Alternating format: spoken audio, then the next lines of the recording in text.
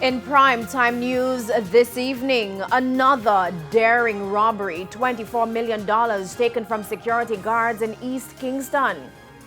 Police provide details on downtown Kingston shooting.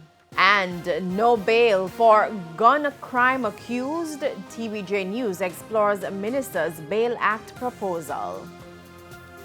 Good evening and welcome to Primetime News. We're on air and online at onespotmedia.com. I'm Janella Precious. Also this evening, the business day, Primetime Sports, sports commentary, E-Prime and weather. But before the break, the feedback question.